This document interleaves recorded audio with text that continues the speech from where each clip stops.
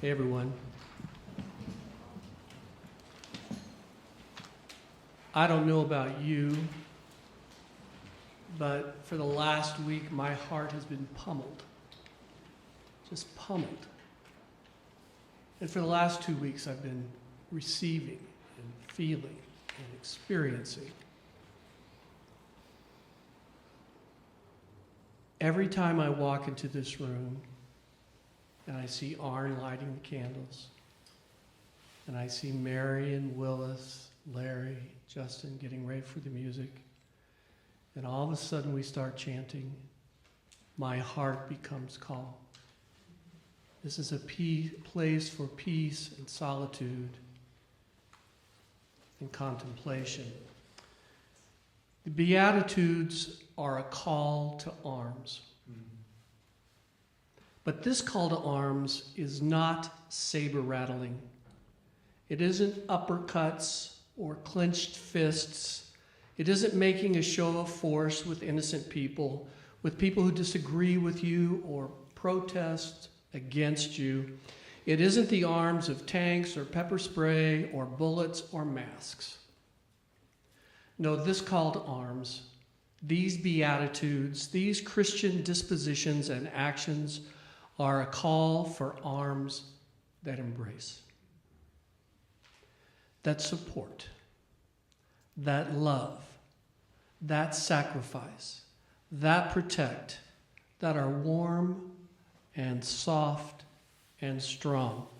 I want to make the case today that the contemplative life, contemplative practices prepare us for open arms, for receiving them and also for sharing them. I love the message and I love the Beatitudes we just read, but I'm going to read them again because I think these words from the King James Version are powerful. And seeing the multitudes, he went up into a mountain, and when he was set, his disciples came unto him.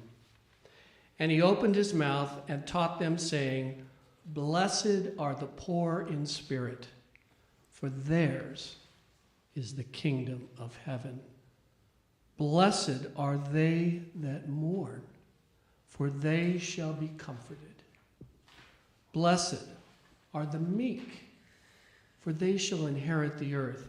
Blessed are they which do hunger and search after righteousness, for they shall be filled. Blessed are the merciful, for they shall obtain mercy. Blessed are the pure in heart, for they shall see God. Blessed are the peacemakers, for they shall be called the children of God. Blessed are they which are persecuted for righteousness' sake, for theirs is the kingdom of heaven. Blessed are ye when men shall revile you and persecute you, and shall say all manner of evil against you falsely for my sake.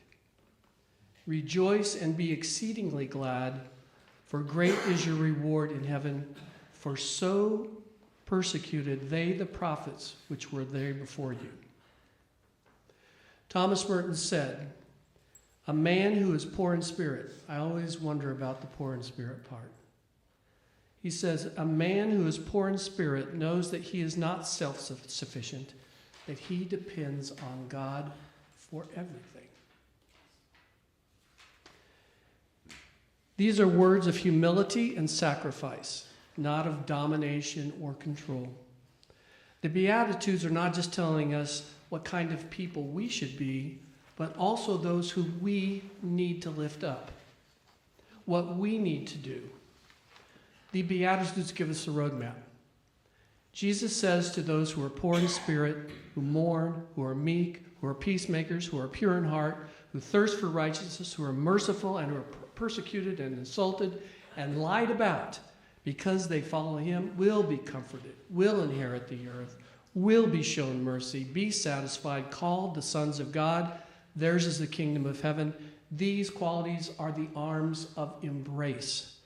They're the acts of loving God with all one's heart, mind, soul, and body, and one's neighbor. as oneself.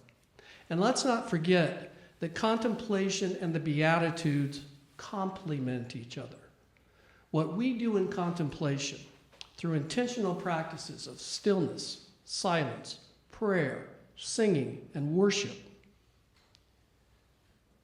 is to experience the presence of the divine, to hear the divine call, to experience the mystery.